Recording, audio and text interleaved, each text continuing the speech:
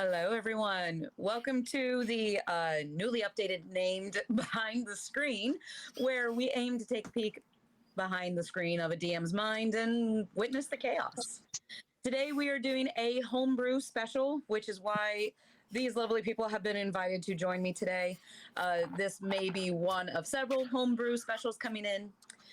Before we begin, I want to say that we're going to do this special, the show bi-weekly, and I'm looking for all sorts of DMs and GMs who would like to come in and talk shit with us on this stream. I'm looking for DMs of all backgrounds, new DMs, veteran DMs, whatever. If you would like to talk to me about joining in on the show, please either add me on Discord or message me on TikTok, NerdyTeacher with the first E being a 3. And yeah, we can see if we can get you on the show. I am working on a potential all-female or non-binary, episode special coming up maybe in the end of May or June. We will see. I'm in talks with lots of people who would like to be on. So if you are a female or a non-binary who would like to be on that special, let me know. Okay? All right. So I won't wedge myself into that one too. No. I've already been here twice. You only got a special invite again because homebrew. But again, you may see some of these faces popping up again and they may never come back. It depends. We'll see. Life gets busy, right? But untested DMs. Oh goodness sakes. That's me. That's 100% me right here. You got me in one. All right. Let's look at this lovely list of people who I have already regretted inviting because they've been doing puns nonstop in the 10 minutes leading up to this. So let's start. I see HomebrewHimbo first on the screen below me. Homebrew, tell me about yourself. Hi, I'm HomebrewHimbo. I make some content on TikTok. I'll be streaming on Twitch in the near future. I also run a shop where I make dice called Refined Chaos. You can find it at refinedchaos.shop or Refined Chaos LLC on Instagram and TikTok.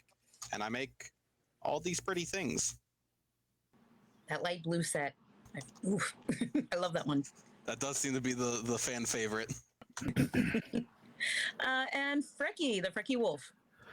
Hello, I'm TheFrekiWolf. You can find me pretty much on anywhere under TheFrekiWolf.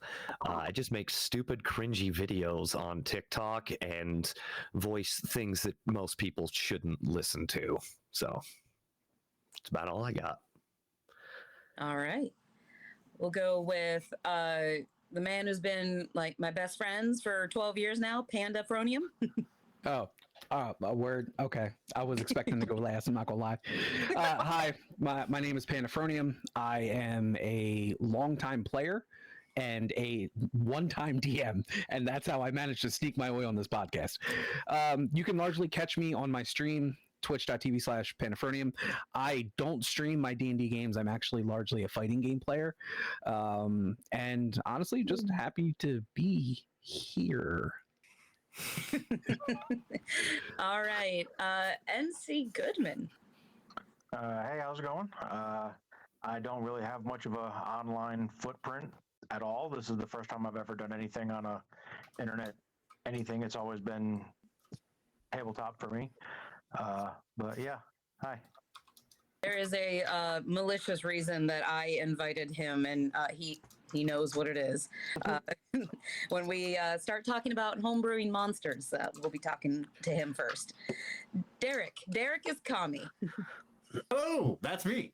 I am Derek, aka Kami. We're at Top of the Lookout Productions. You can find me here on Twitch pretty much every day around 4 p.m. PST over on my channel, Derek_is_Kami. I also am an amateur voice actor, and I have been a DM for 15 years and have never in those 15 years ran a pre-generated module. So that is how I wedged my way into these shenanigans. I think that's literally what you typed to me when you messaged me about this. Yeah, pretty much. All right, and I am NerdyTeacher. You can find me on TikTok. I have not been posting a lot lately, but summer's coming, and as a teacher, that means I'll have a ton of free time to finally start posting again. But I will also be at MomoCon at the end of May.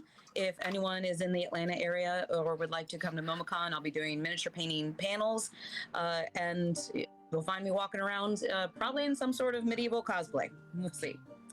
But let's go ahead and get started. As I said at the beginning, this is a homebrew special. We have a poll going where you can put in your questions that you would like to. Sorry, got distracted. Looks like Costume Narwhal is excited about MomoCon. That's a name. All right, I appreciate that. Let's get back on track here. So let's start very basic here. What drew you to homebrew? Did you start with homebrew? Were you a module person first and then you decided to go in homebrew? For example, for me, my husband came up with an idea for a campaign and he couldn't find anyone to run it. So I kind of had my arm twisted and was forced to start DMing a homebrew campaign. So, and since then I've run some modules and I just didn't like it as much. I prefer homebrew. Who'd like to go? Well, I can go first. Don't tell me we're gonna have to deal with having people be voluntold. I will go ahead and go first. Oh, fine. I will yell at you then if you need it. I will go first. So I was drawn to homebrew because I'm a writer. I've always written stories. I love the idea of group storytelling. The first campaign that I was a player in was a homebrew, so kind of by inertia rolled into doing homebrews.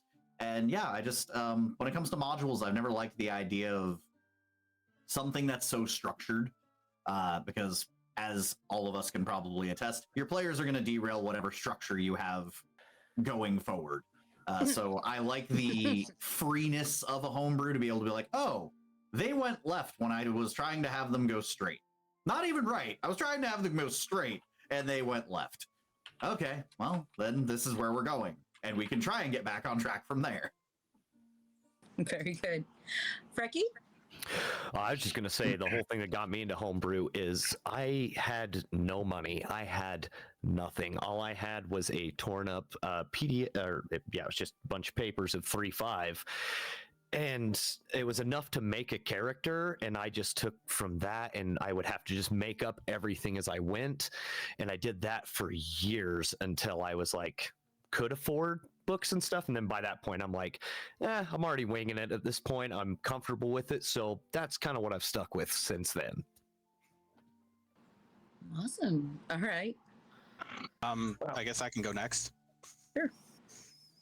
So my dad and my grandmother actually taught me how to play back in 3rd edition 3.5 when I was 10.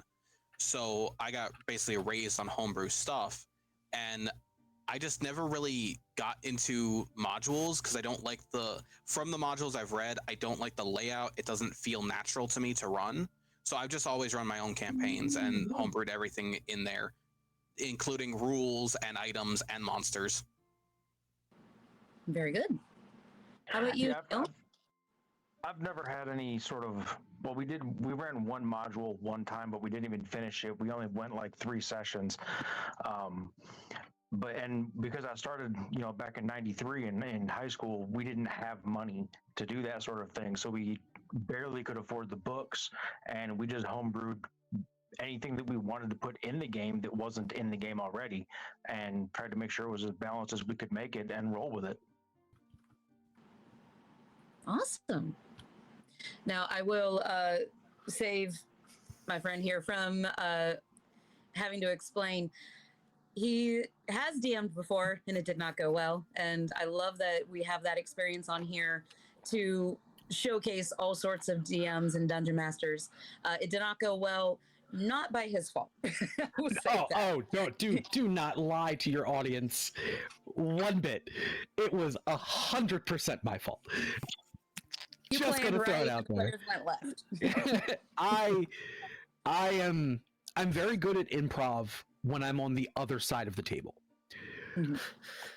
Because as my brother Luke, who is the active DM for our current game, shout out to my brother, love you, no Diddy. His job as the DM is to wrangle us like children, to get from point A to point B, but how we get there is our choice. And it's one of the things that I've always admired about him, because he is so quick to just pivot and adjust. And then when it came around for him to, he was like, "Hey, I'm handing you the reins. I want you to try to DM." And I was like, "I fucking got this." Spoiler alert, I in fact did not have it. Because the moment they went off rails, my brain shut down and I didn't know how to bring them back. And nobody was having fun, and I wasn't having fun. And then I swore from that moment on, I would be the eternal player. I would never DM again. It's been 20 years. I have stuck to that, and I will. No, I'm just gonna. Most of my answers will be from the perspective of a player. So forgive me for being an imposter in this Among Us section. But yeah, that's my experience. But yeah, no, we're not going to start this off with some fallacies and you like trying to bluff your way through this. You're scoring high enough. It was on me. 100. But I would like to state, there is no such thing as not being a DM. There's not being a DM yet. Fair. But you do have an experience, David, that I definitely want to bring up. And we have a question that segues perfectly into that. Thank you, Texas Celtic. What's the best way to create good imagery for the story in a homebrew campaign to engage players? And I want to ask David to share what happened at his game, where he was a player. But one of the answers here for you, Texas, is bringing your players into the homebrew itself, into the planning of it. And David, I'd love to hear one more time what your DM did. Oh, absolutely. So we had been going through several different modules, and while it was overall, it's always a very, very great experience with my brother as the DM. And there is another gentleman named Chuck that also DMs, and they usually kind of like tag team it back and forth so that one person can be a player while the other one DMs. I'm pretty sure you guys are familiar with that. Absolutely. When we had started this particular game, my DM came to us and he goes, "Okay, we've been kind of like playing this by the book pretty much since we started. What do you guys feel about us creating a world from scratch?" And I was on board immediately. If there's one thing I'm good at, it's story building. But it was a very unique experience for me because it allowed me to look behind the curtain a little bit. Like he pulled back the curtain on the creative process, which is something that I wasn't super privy to. Because like I said, my experience as a DM was when I was 18 years old, and I didn't really understand how to properly build a game. So that's what we did. We sat down. Our session 0, so to speak, was us coming up with the world, the states, the gods, the religions, the currency, pretty much everything. And that was surprisingly one of the longest games that we had ever run. I believe it ran almost a year and a half consecutively, because right towards the end, my wife brought our child into the world, so we had to take a long break. And then when we came back, we just started a different game. But with that, it was something that gave me a lot of joy. It like made me excited to come back to the game every Sunday, because I was like, I want to see how our world evolves, how it becomes something different, something bigger, something more. And that will definitely forever stand out as one of my favorite experiences in homebrew, just in general. And I think that's really important to remember as DMs, because sometimes, especially, I'm not calling you out, but I'm calling you out. When we're writers in, our own heads, we have a story, we have the world, it's there. And then when someone wants to, tweak something or add something to it, sometimes DMs can be hesitant and go, but this is my world. We have to try to remember always that it's everyone's world. It's the player's world. We just are running the story.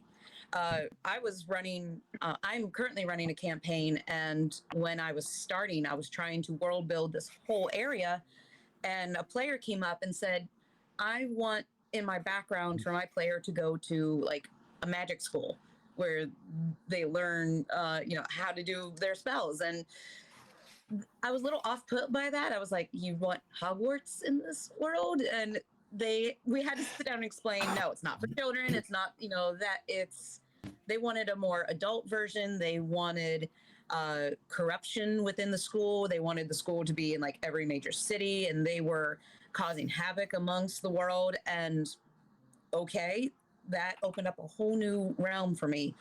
But I told them, you design it. Whatever you want, you design it, you write it down, you send it to me. I'll put it in the world as best I can. And because of that, I have this whole new aspect in my homebrew world that I wouldn't have had otherwise.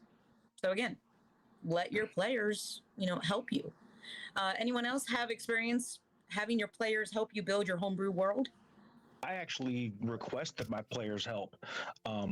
Any sort of uniqueness that they want in their backstory, if they're willing, I would rather have them go through the whole process of designing, who was there, what they did, the whole 9 yards, and we'll put it somewhere in the world that I've got. And that for me, in my opinion, that creates a tie that binds, the person and the player into the world, the player and the character into the world, and makes it more organic. Absolutely. I agree. For me, I'm in a similar boat. I always like to let my players, help build the world. I've done things outside of D&D, similar to building an entire world. I ran the Kids on Brooms not module, but the Kids on Brooms rule system, if you will, because I didn't want to give any money to J.K. Rowling, so I didn't want to run anything Harry Potter related. But we all loved the idea of Harry Potter and these children wizards and whatnot. So I ran that, and with that, I was like, okay, we're building a whole new world. So what do we want to name it? What do we want the school to be? Who were the heads of these houses? X, Y, and Z. So that's just always been the route that I've taken when it comes to things like that. Now, if I'm building off of a world that's from a previous campaign, it's like, okay, how far in the future is this? What has changed? Why is your character this way? Are you a generation of a different character? So things like that. I'm very much in the mindset when it comes to their backstories, like you were saying. Okay, you're writing your backstory. Are you making more than one character here? Like, who are the people that are in their backstory?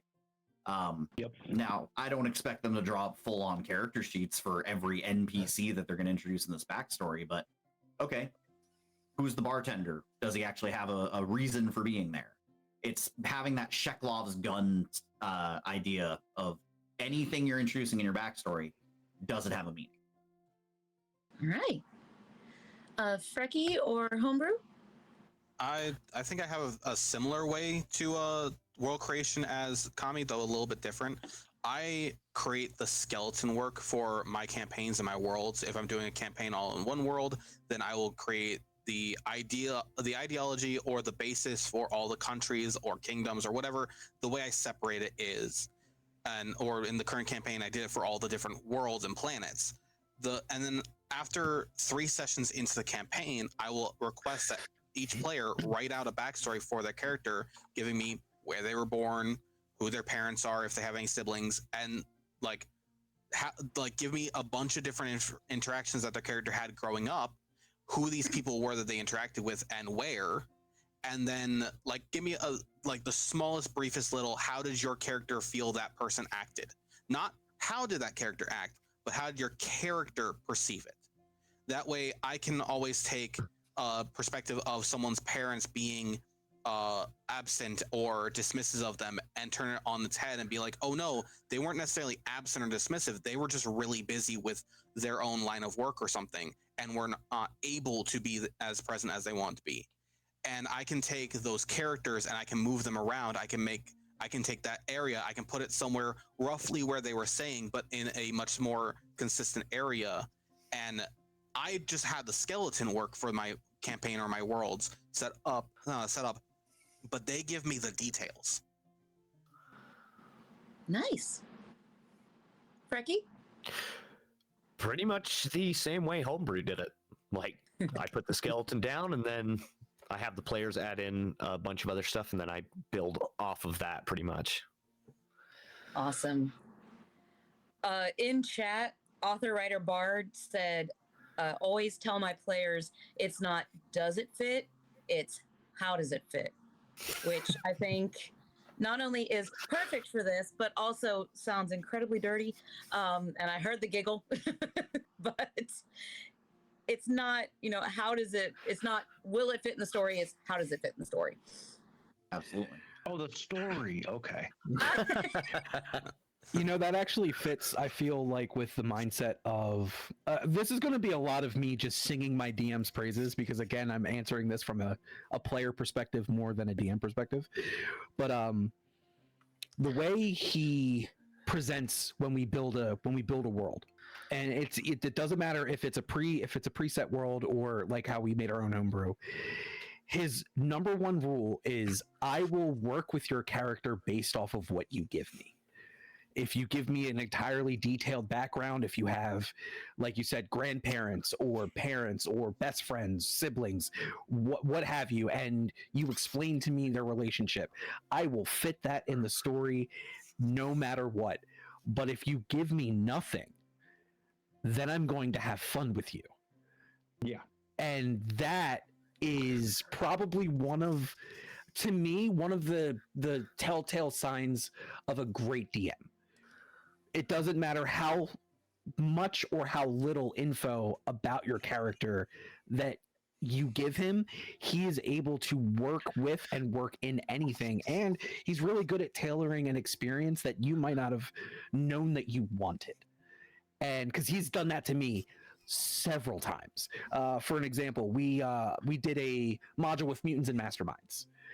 And my character was the descendant of a group of assassins that made contracts with spirits. And so essentially my power was I was a necromancer. But other than that, like I had fleshed out grandparents, I had fleshed out parents.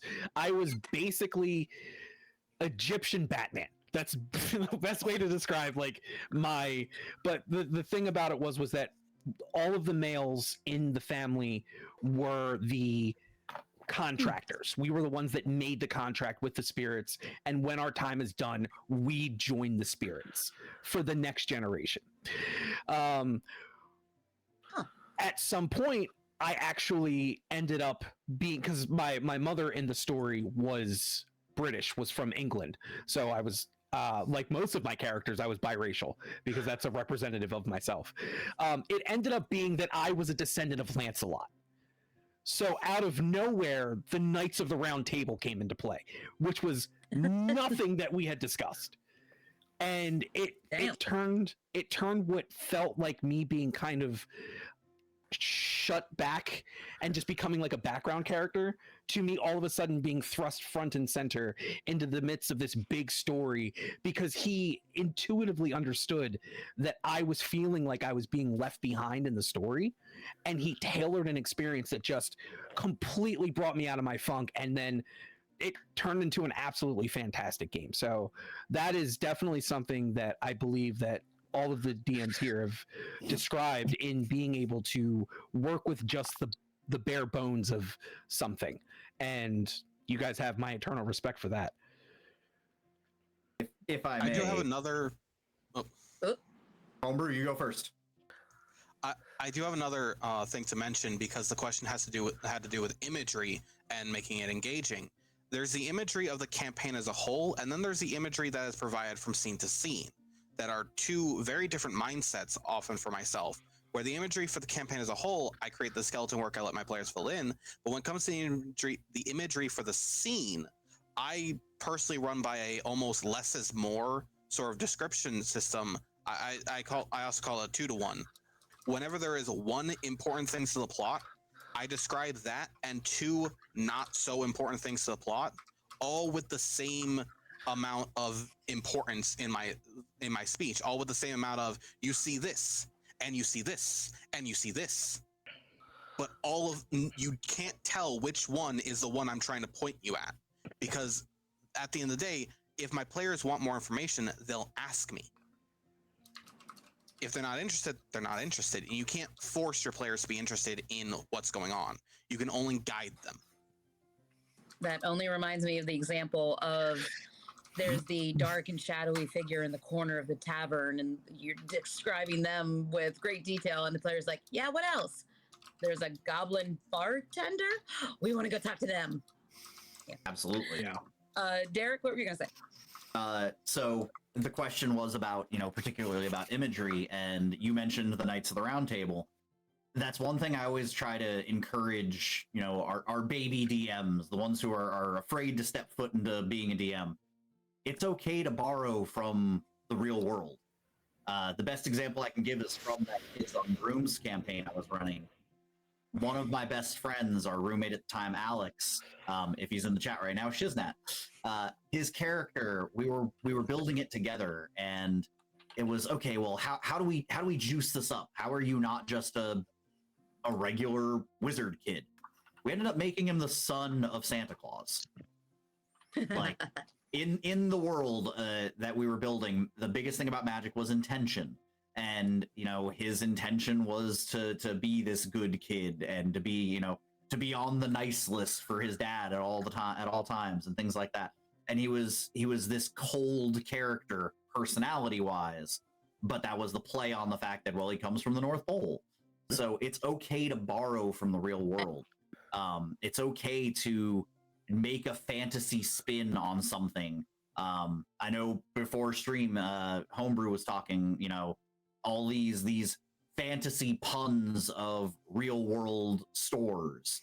So it's okay if you want to have something that is your world's version of Starbucks and make it Homebrew. Moon dollars. Yeah. It's okay to have that. There is nothing wrong with borrowing from your life in the real world. It allows for greater immersion. That is how you can build up imagery as well, while not just spending 20 minutes doing an exposition about a forest. That is a decent segue into another question, though. But before I move on to that, does anyone else want to add to this topic? Freki? Anybody else? Okay. So, talking about dipping your toes into being a DM, or, making yourself more comfortable as a DM, Lady Cass asks, any advice for first-time DMs? Now, as this is the Homebrew special, we're going to add the Homebrew twist onto that. But I think that was a decent start of just pull from what you know. If you have played in Curse of Strahd, for example, and you know it, but you want to tweak it, that's a Homebrew, right? You're just changing it up a little bit.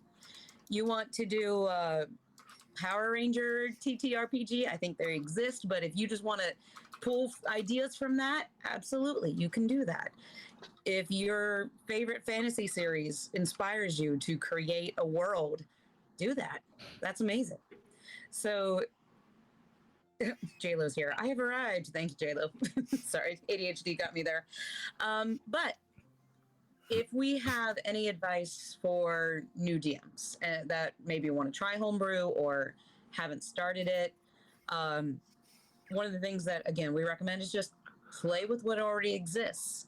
And I'm going to call out Neil here. Play with what already exists. Neil, what atrocity did you have me create for you? Well, his name is Torst Malum, as the story goes, and the players early on in the campaign discovered a grocery list, if you will, that the big bads were collecting, involving adult dragon scales, dragonborn hearts, a bunch of kobold blood, and a homebrew magic material, amongst a lot of other things.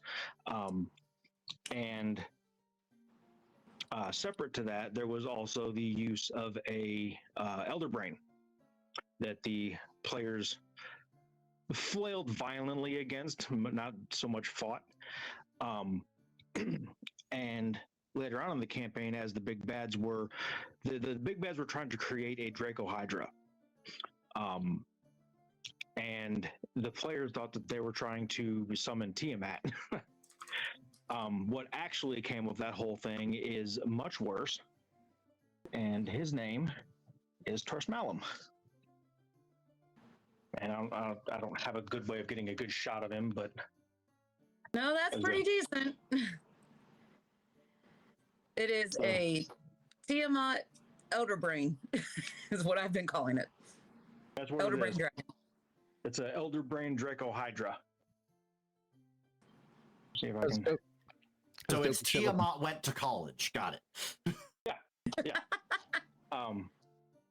Yeah, she did some really great work on it, and the players are absolutely terrified, as they should be. As they should be. That's Tia Matthew. Yeah, Matthew. Yeah. Um, God, that thing's huge. I'm off screen with how big that thing is. I should not make that motion in front of you guys. I know better. Fuck. It sits on my kitchen table. God damn.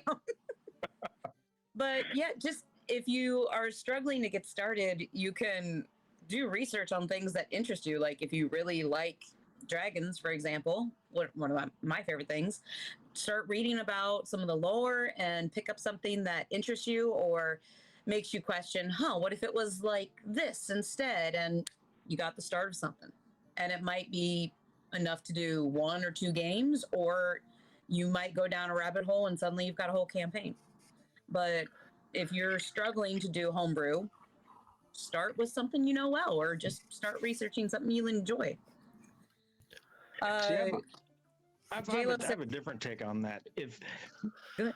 I was afraid to do homebrew for a really long time and just ran everything by the book.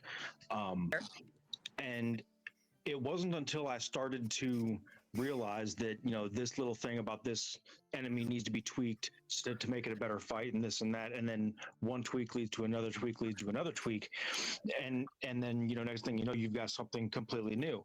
But it's really hard to homebrew something if you don't understand what already exists. So personally, because there's no point in trying to reinvent the wheel when the wheel works. So knowing what's out there might help reduce the work necessary to do homebrew. If you can, I don't know, maybe I'm talking out my ass. No, actually, I want to piggyback off that, actually, because that is how I started as a DM. There's a fine line between feeling like homebrew and home built. Homebrew, you can by all means borrow from anything that is already WotC approved D&D in the books. It's homebrew. You're gathering ingredients and making your brew. It doesn't have to be, it's one of my favorite sayings when it comes to like mental health. If your brain can't produce serotonin, store-bought is fine. If you can't produce a full campaign, store-bought is fine.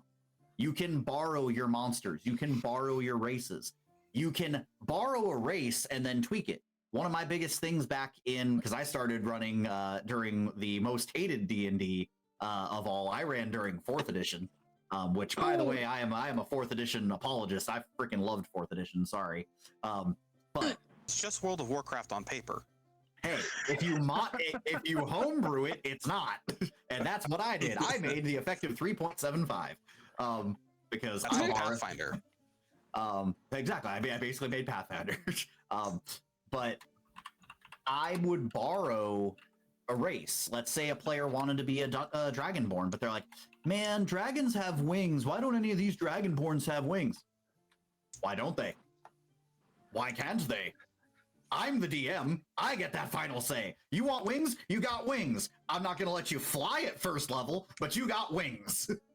Well, this race, I feel like it should have a tail. Then it has a tail. It's not a prehensile tail. I'm not going to give you an extra hand at level 1, but maybe that's something over time you do pull-ups with your tail and you've built muscle strength in that.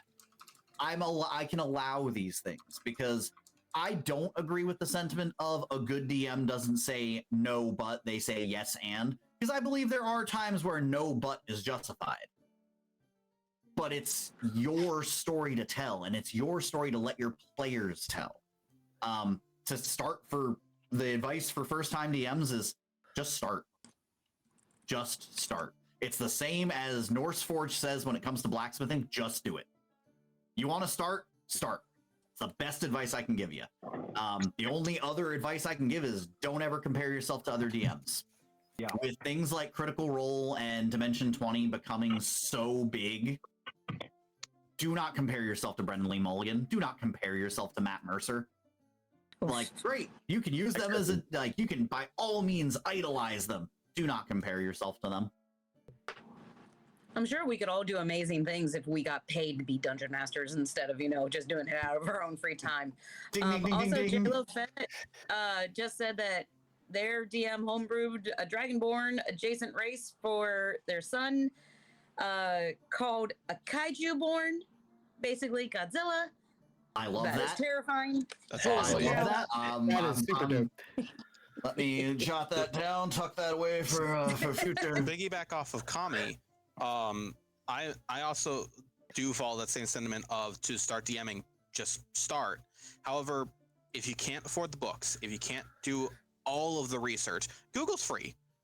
You can Google the rule you need in the moment. It might take a little bit more time, but it's there. What matters is that the story you're creating is one that you want to tell and that your players want to play. You can something one of my friends did. The first game I ever played with him was Legend of Zelda using D&D 5e rules. And we knew from the start, we're doing Legend of Zelda. That's what we're playing. So the way that the world was created, the way that we knew what the setting was predetermined for us. We didn't have any grand expectations of a fantasy world. We knew what we were getting into, and it made it easier on him to DM. On the flip side of that, if you do want to create your own world, but you don't know where to start, look up your favorite movie, game, book, TV series, anime, whatever you want. Personally, I say get a few of them and mash them together. Take the concepts you really like and mash them together. Change the names around so your players don't know it immediately, but that's something that people can grasp onto. I am running a Spelljammer campaign that is inspired by Titan AE, Treasure Planet, Atlantis, and like 4 different animes. And that's for the campaign as a whole. That's not counting each of the individual planets that my players are going to, where each one of those is inspired by a different movie topic or like the plot hook of a book I read one time. One of my planets is based so very loosely off of the red sand that like I forgot that that's what I based it off of. But that's the fun thing. If you use pre-made material, but you change the names around a little bit, or you just like the concept of this one thing, so you wedge that in, unless the player reads and watches everything you do, they're not going to know, and you have half the work taken off your shoulders. Freki, what do you think about this? Somebody who wants to get into DMing first-timers and homebrew is a little intimidating? Well, I think a lot of people get scared about as much information as there is, and you got to have as a DM. Honestly, throw out as many rules as you need to be comfortable. And if anybody wants to argue with you, you're the DM. You can do whatever you want. You can change those rules however you want. That's all I have on that, because everything else has been pretty covered by everybody else. One Listen, last I'd thing like I'd like to- to throw out. Sorry. No, you go first. Don't let your players try to intimidate you, because if the players are more experienced than a new DM, that can be extremely intimidating. Always remember this rule, and I like to remind my players of this all the time. Anything you can do, I can do at a higher level. I just want to add in that I have 2 terms for players that want to bring in the rules while you're playing. Those are the ones that do it helpfully when there's a rule you might not necessarily remember or you don't know off the top of your head, and they're the ones that can snap back and tell you right then and there what it is. I call that a rules lawyer because they're someone who knows and understands the rules and can give you the information. However, the person who turns around and snaps back and says, no, that's not how that goes, here's the rule, I call those book thumpers. Because all they care about is the book. Nerdy, you just responded to them in chat, and I actually wanted to respond as well. Someone, author, writer, bard, said start with a game easier to learn than D&D. We were talking about books earlier and how they're expensive and there are a bunch of them. One of the first things I ever learned about tabletop RPGs was a lovely system called the Amber Diceless Gaming System. I'm just going to leave that out there. I'll repeat it for everyone to write down if you want to. Amber Diceless Gaming. It's effectively group storytelling. That's great. Huh. Amber Diceless Gaming. I mean, yeah, there are definitely a lot of different versions out there. I started with D&D because I'm a masochist, probably. But it's also just the there's most other readily ones out known one out there. I got this from our last session. I've yet to learn it officially, but there's a lot of different things out there. Oh. Yes, I remember the last time we were talking about behind the screens. That's all we were joking about. Yes, but definitely bought this immediately, and it came like a day later, and I've been reading it just very slowly. But there's a lot of different games out there that if D&D is a little too much, maybe find some friends that recommend something. If you have a local game store that might have some recommendations for you, they tend to know what they're talking about. But I do want to move on from this topic. If anyone has anything else that they would like to add to this, just getting into D&D in general, or DMing, I should say, and homebrewing. I would like to add to the different system than D&D. Personally, I was raised on 3rd edition and then 3.5, then moved to Pathfinder, then 5th edition. In between, I played games such as Legend of the Five Rings and White Wolf for Vampire the Masquerade. I've also tried a couple different Powered by the Apocalypse games. And I have to say, if you are really good at storytelling, but not so great at rules, Powered by the Apocalypse is one of the best systems that's out there, and they have a ton of different games to pick from. I learned how to play Masks, which is a preteen teenage superhero game, and it's a lot of fun. And the rules are pretty. There's not a lot of them. There's not a lot of rules. It's mostly just telling a story with friends. Awesome. All right. Sorry, I got a string on my shirt. I can try to get. There we go. You ended a lot earlier than I thought you were going to be. Okay. For my next question, I would like to start with David, because before we were streaming, he mentioned something that was hilarious, and I would love to share that with everyone. And then after, I'm gonna move on to Freki, so that he gets a chance to share. While we're on the subject of inspiring other DMs and inspiring homebrew and whatnot, tell us either your homebrew or a homebrew you've played in, or a story that you've heard about, whether it was TikTok video or whatever, that was homebrew and fun and amazing, and other people might be able to piggyback off of that and, get inspired. David, could you tell us about that that thing that we were all flabbergasted at. Oh, yeah. So when our intrepid team came together to build our world, and I believe, if I remember correctly, we used 5th edition for the rules. We'd all created like our own religions. Like me and my buddy, we created basically religions that they had splintered from each other. Where there was one that they were the seekers of knowledge. So they were like the bookworms, the monks, in terms of like study and learning everything there was to be about the world. And my sect that I had created to basically build around my character were the seekers of strength, where they valued the strength of martial prowess above all else. So they fractured, split into 2 groups, and I came from that group, and then I believe the other group just kind of was its own thing because they weren't a part of it. They just wanted to create something good. But we also connected that by making the gods that both sects... You know what I was trying to say.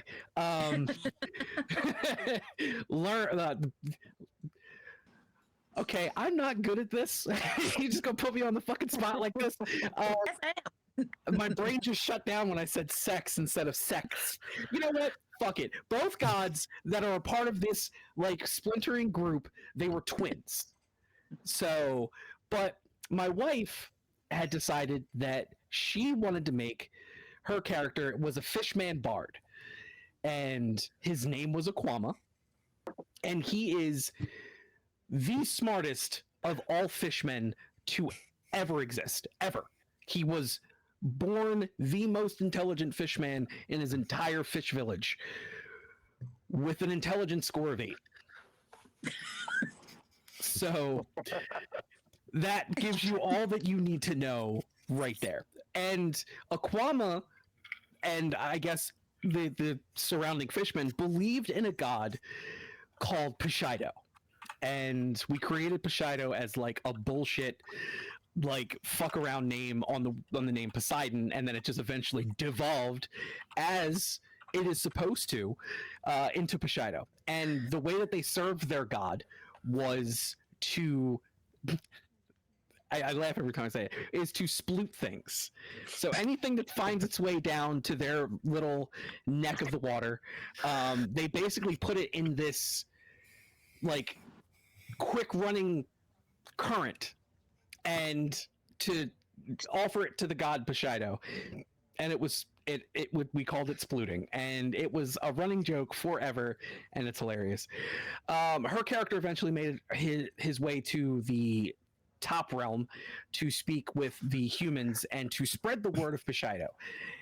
And in doing so, she actually came across another group of fishmen who made it up to the surface world, who were trying to sink a city. And in interacting with these fishmen, my wife's character unintentionally created a cult of fishmen, and who eventually took on the name the Galluminati. The problem with that was that they basically killed anybody who learned about the Galluminati, because you don't talk about the Galluminati. That's the rule.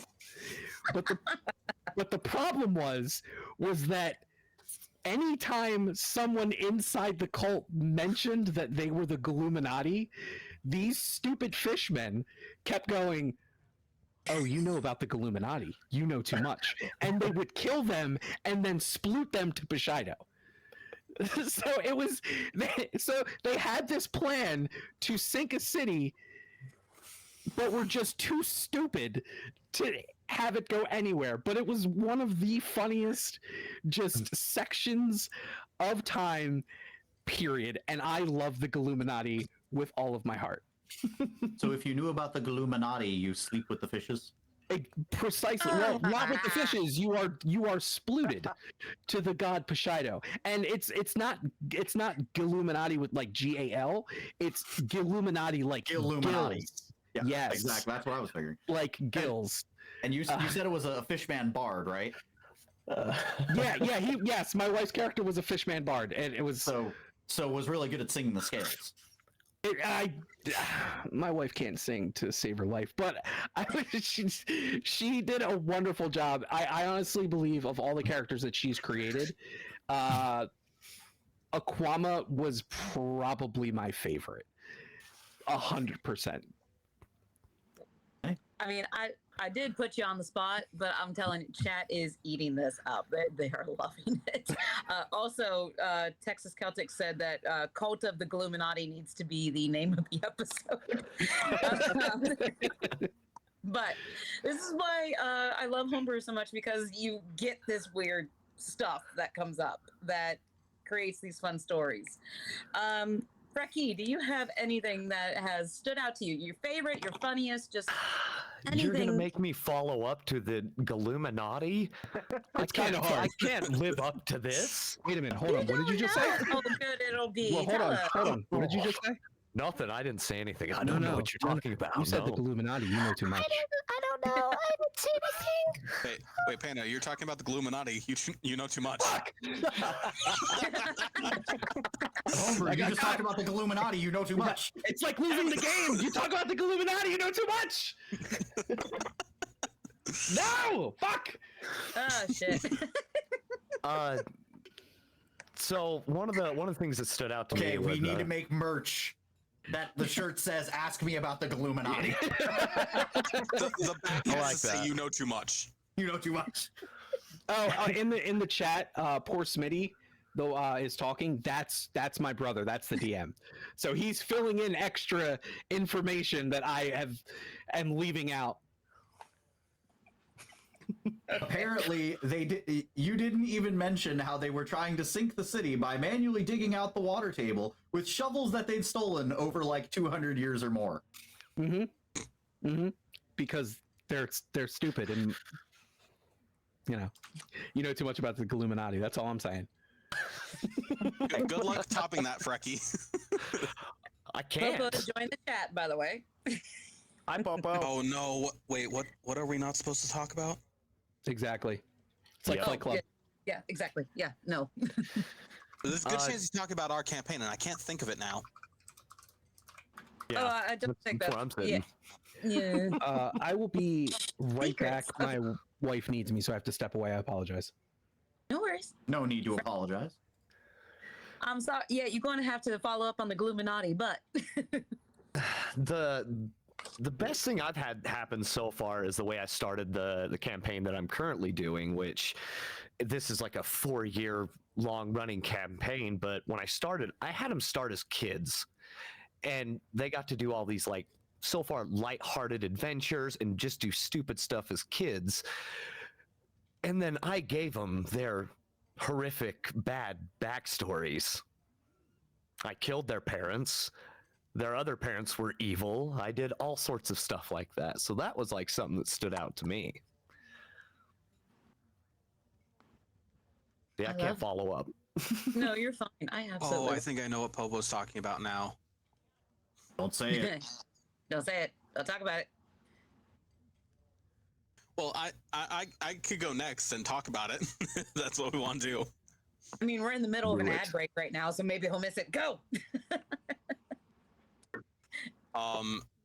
In my campaign, there's the way I homebrew things is I don't like source material. I don't even like the source lore for each of the races. I completely scrap all that, and I go, nope, here's the new one. Here's the new things. In my campaign, all elves derive from a planet called Angladus, which is basically England.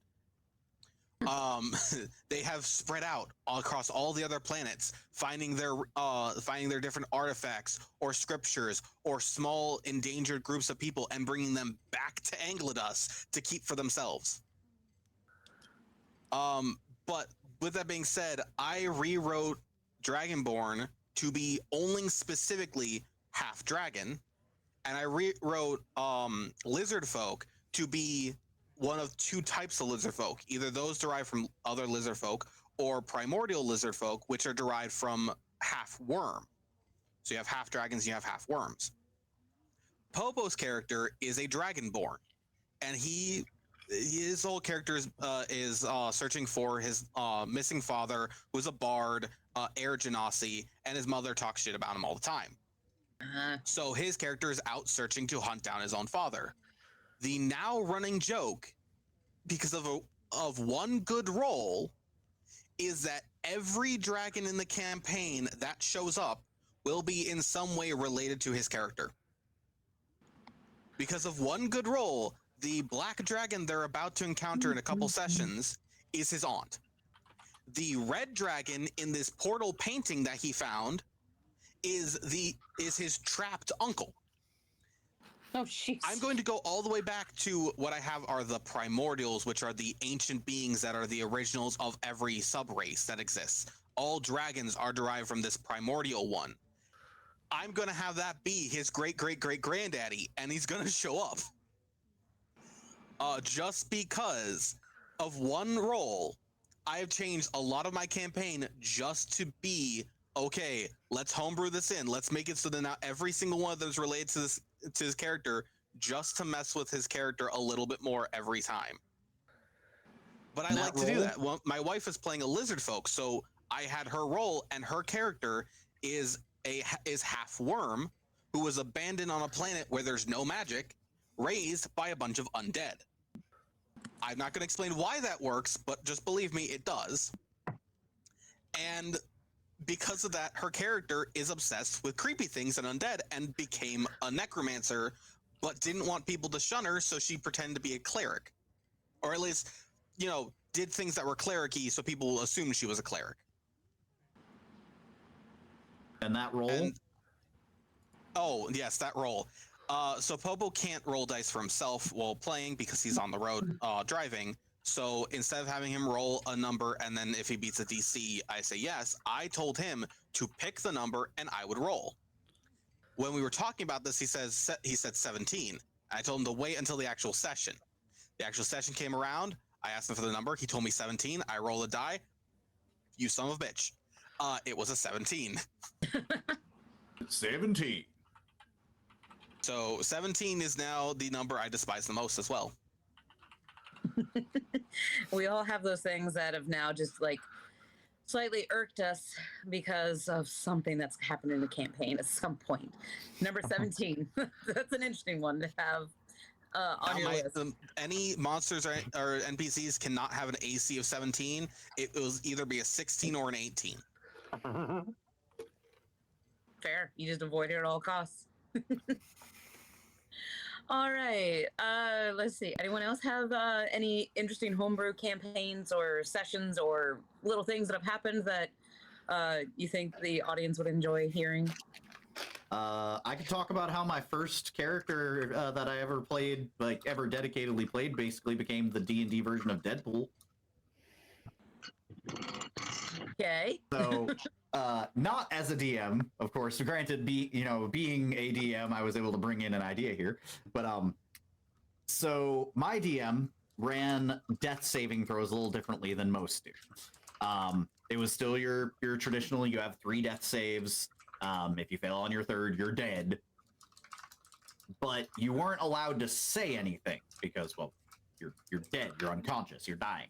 So you had to keep rolling. Even if you failed that 3rd save, you had to keep rolling. And his rule was, if you rolled a natural 20, you sprung up with 1 health point.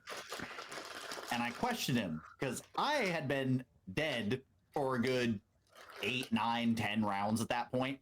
But I finally rolled a natural 20 and was like, I have a question. He's like, you rolled a natural 20, you pop up with 1 health point. And I'm like, I've been dead!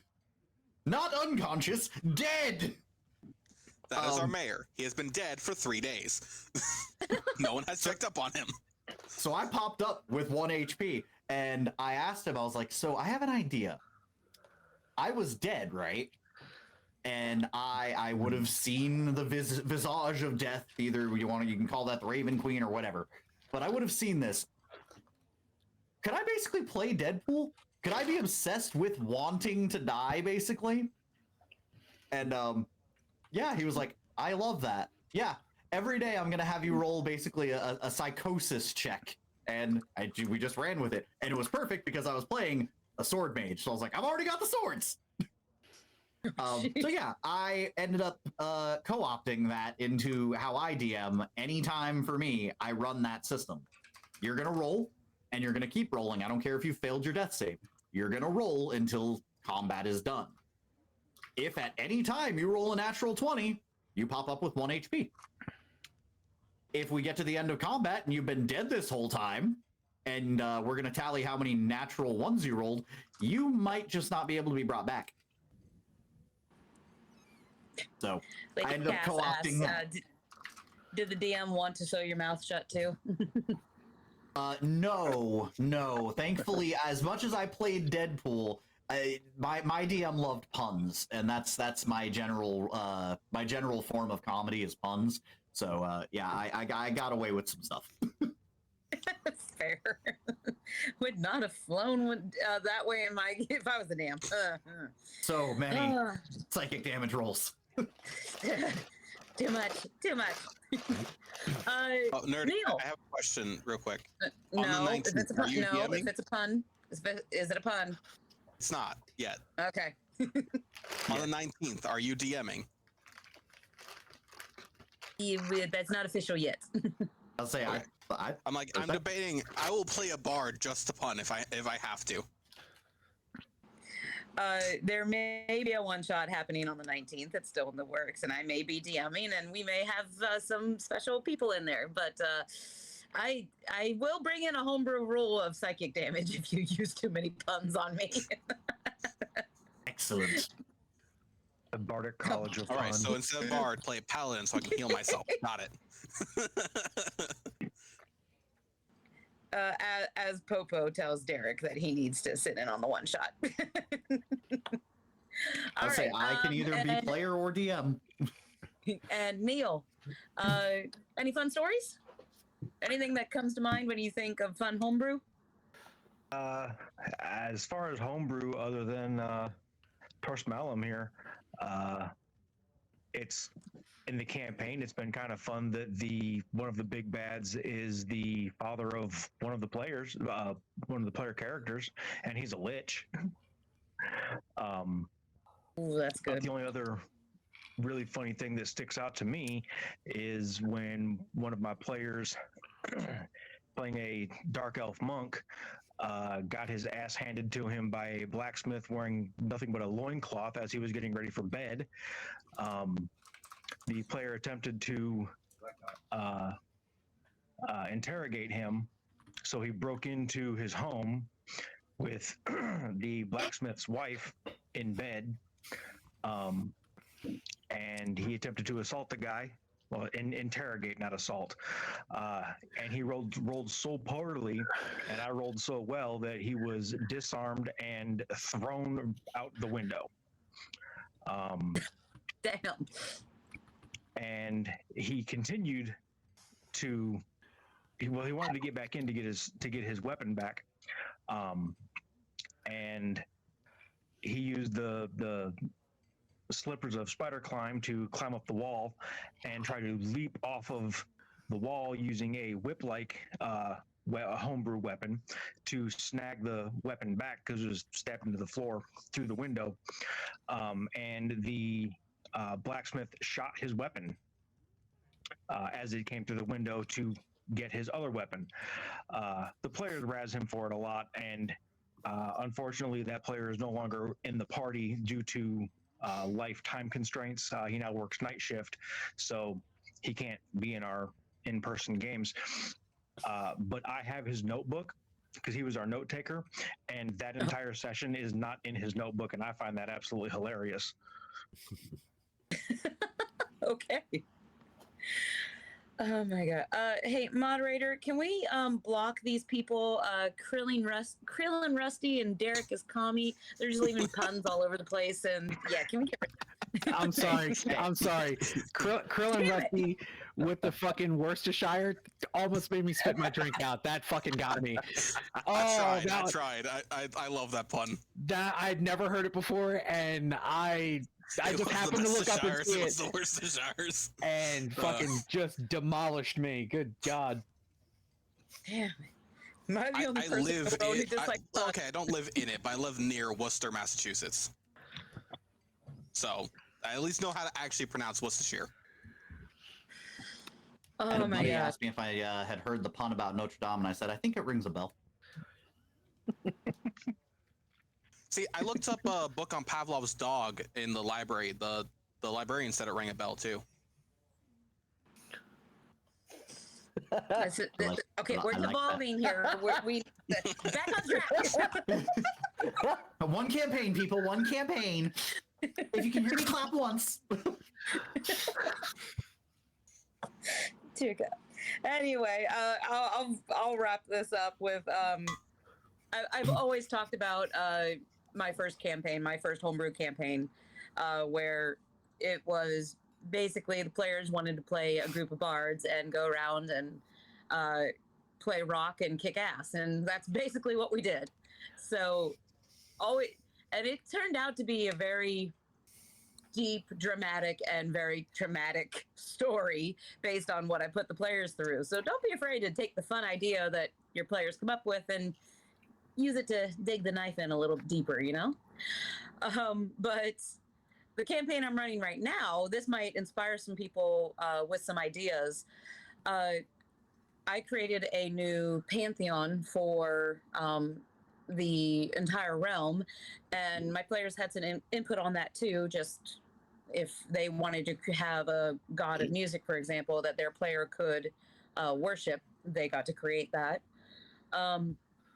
But what they didn't know was that the whole BBEG of the campaign is basically some old forgotten gods that used to exist, but for one reason or another had lost their following. They had lost their followers and therefore lost their power, were trying to come back in malicious ways. In desperation of trying to not be forgotten, they, start looking for worshipers, not through doing great things, but doing things that cause fear and terror. Because any worshiper is a good worshiper, even if they're worshiping you because they don't want to be hurt by you. So the players are going through the whole campaign, and every now and then there'll be a new god in an area that they will need to take care of one way or another. Now, they're, maybe at like level 5, they fought their first one and was able to defeat it as a group with some other NPCs to help, but they're forgotten gods that don't have a lot of power. But as they, ignore something that's happening, then that forgotten god is getting stronger and stronger and stronger off screen, and eventually it's going to turn into a real threat. So I just take the idea of, okay, we have these gods, but what about those other gods? What do they want? Well, they want to come back. And through that, I was able to create this campaign that they're working through right now.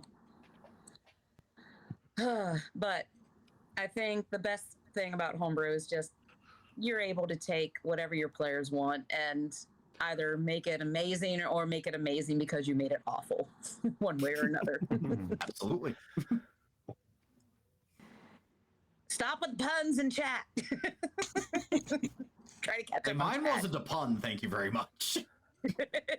Mine was just a clarification of the joke I had told.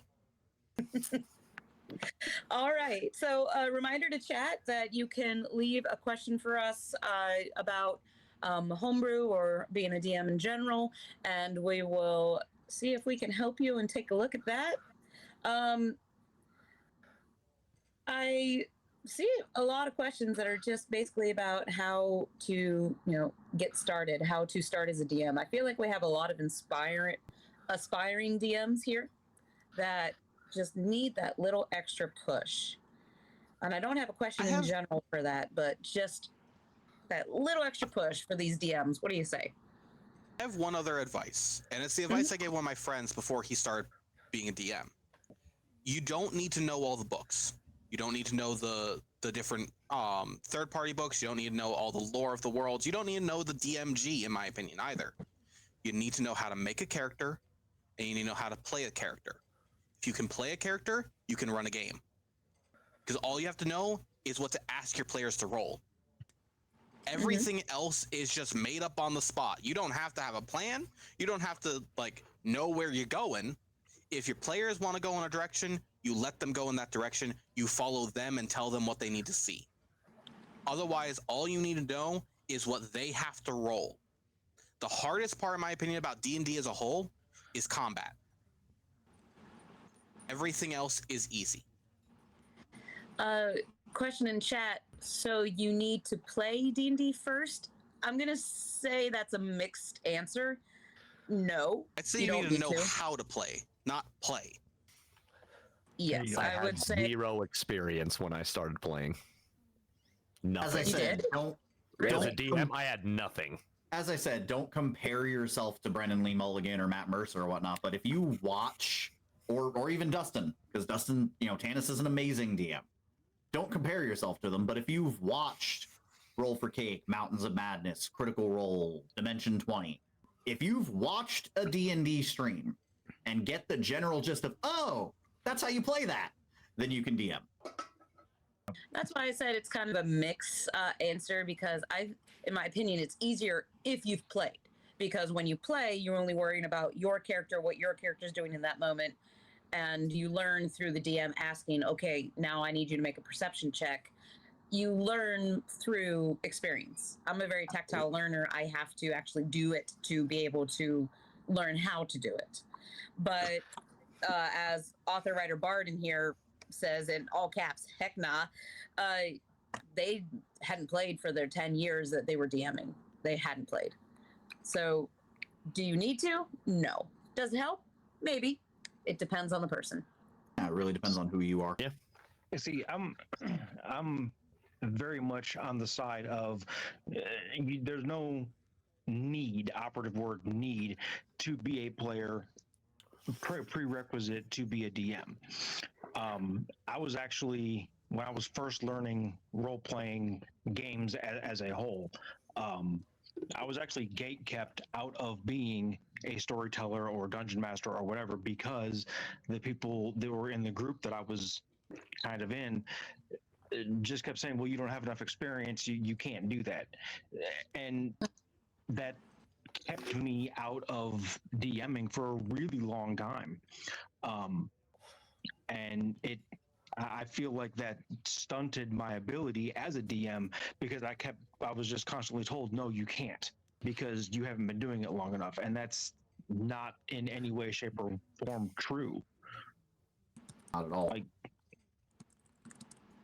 Yeah, what I meant by that was just that you need to know, like, the character sheet. You need to know what the skills and stuff are and how to play combat.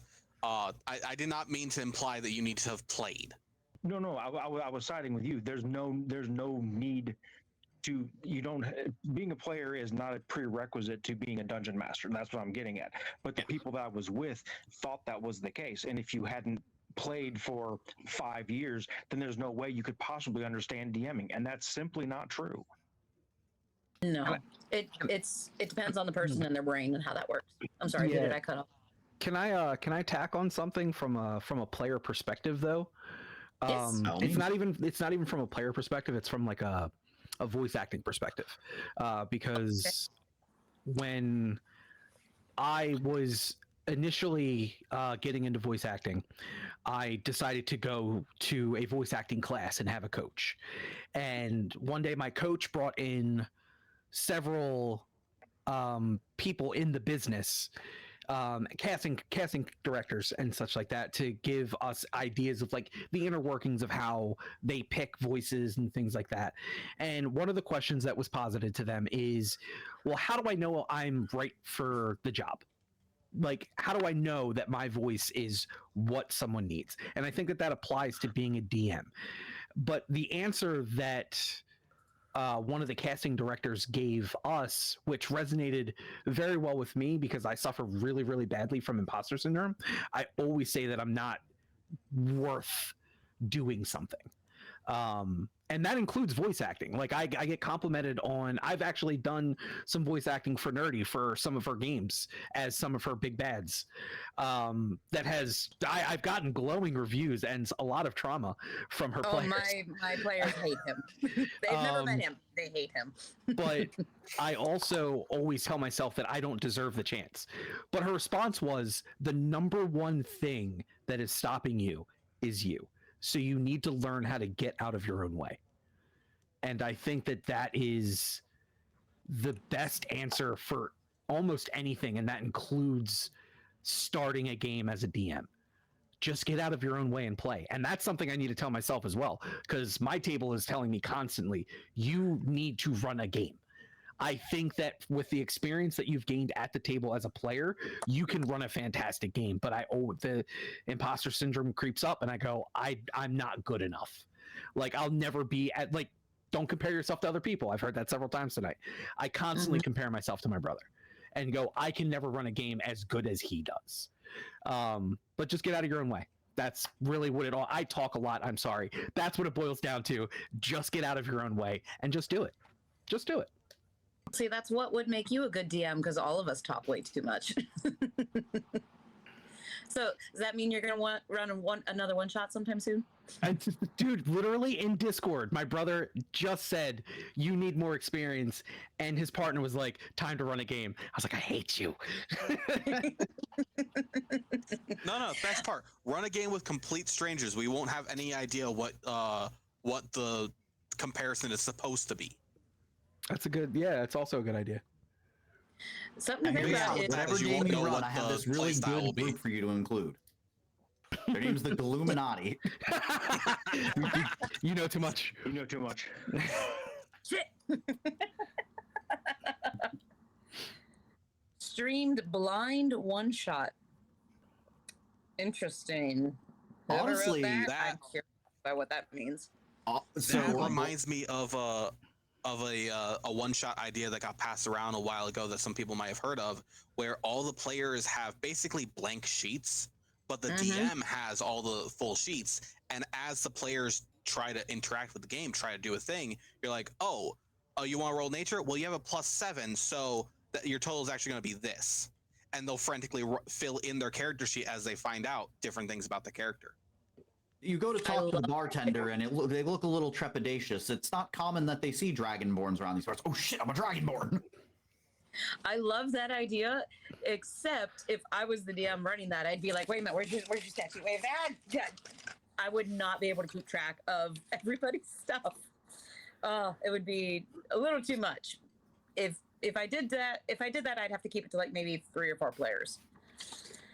Oh yeah, it's definitely a small game, sort of one shot. See, I love that idea, and I've posited that idea to multiple different groups, kind of like a amnesia game where the whole party suffers from a group amnesia, and nobody ever wants to do it. Oh, I love that idea. I want to mix it with the idea of a bunch of players who are one race disguised as another one, but nobody has seen what each race is supposed to look like, so they don't realize that they're pretending to be of this other race. So like you have 3 kobolds in a trench coat pretending to be a dragonborn. You have a dwarf on stilts pretending to be a half orc sort of thing. Okay then. Let's see. We have a question that's been posted. Note-taking method and prep method. You guys I think that prep? might be good for the DMs You that guys are. take notes? I would think Love that would be your good notes. for the DMs that are trying to get started. For notes, I depend on my note-taker player. They're wonderful. They are taking all the notes for me, so I don't have to. As far as prep, I've gone through several different ways. I will say I fell into the trope of the beginner DM at the beginning of my career, where I planned everything. I would sit down and I would have pages and pages and pages typed out of what's happening in the city, what's going on. I stopped doing that when too many times my players would say, oh, you know what? We don't want to stay here anymore. We're going this way. And I don't have that ready. So I had to get really good at improv quickly. I've gotten to the point where my prep work is just the night before I'll sit down and go, what's going on in the world? What's the BBEG doing? What did my players do last? What did they say they wanted to do this period? A couple little bullet points of fun things that they might run into. That's it. And from there, it's just what happens at the table. Yeah, I have one player. I wish I had more to add, but I'm pretty much the same way. Yeah. The whole thing. I don't take notes because of two reasons. Normally, I'll have basically a recorder, and I'm going to record the whole session anyway. So I can always go back and listen to what happened if there's something that I'm like, oh, it was like a half hour in, something really important happened. But we also went for like 6 hours. The fuck was it? Oh, that's right. Somebody died. That's probably an important thing for me to remember. So I'll always have a recording. As for prep, I will always super prep before the first session. So we'll have our session 0. We'll plan our, I'll help my players make their characters. I'll introduce them to the world as a whole. And then I will further prep. Okay, with these characters in mind, how has the world changed? What do I need to incorporate based on their backgrounds, based on their, their backstories and who they are? What do I need to include? What do I need to change? After session 1, I don't prep at all because it's okay. What happened after last time? The only time I'm going to prep is if we go, okay, so agreed upon. We just finished a big part and you guys are taking a 2-month break before you started adventuring again. Okay, I need to know what happened in the world over those last 60 days. That's the only time I'm really going to prep. Otherwise, it's okay. Well, last time on Dragon Ball Z, this is what happened. Pretty much. I think that's a huge fear factor for people starting DMing is feeling like you have to be this uber prepped, ready for all instances. No. Understand that you can think you're ready for any instance.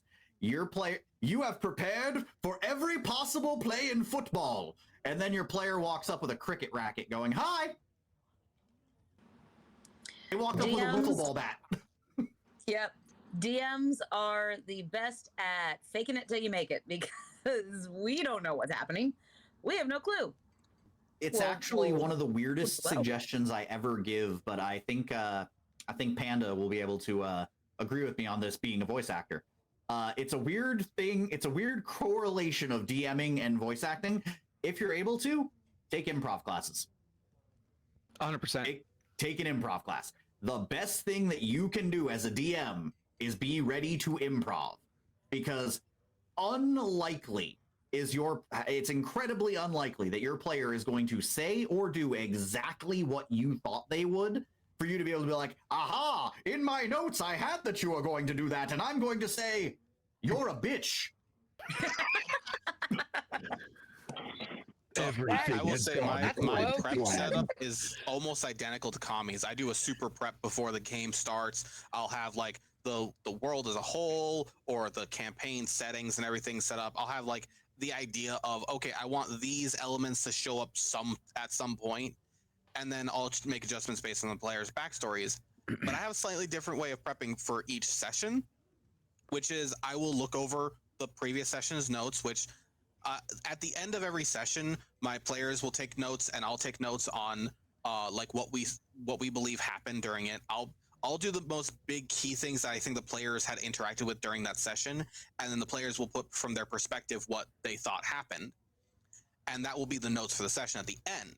But right before the session starts, I will look over those notes. I'll remember what happened via the past few sessions, and I will prep today's session based on what's already occurred. And usually that prep is no more than like, okay, are there going to be any encounters? If there are, what monsters do I need the stat blocks for if I'm using stat blocks today?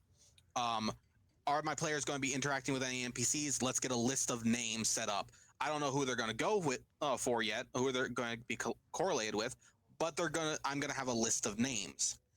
The only other prep I do is between sessions. If I have an idea, I'll grab my notepad or I'll grab my notes on Discord and I'll write down this idea in my little secret channel called DM Plans, and I'll have it there, and I'll check back on it every now and then of like, hey, didn't I have a cool idea? And then it's like, oh yeah, this. How can I make it work? Or I'll have a note like this, where it's just,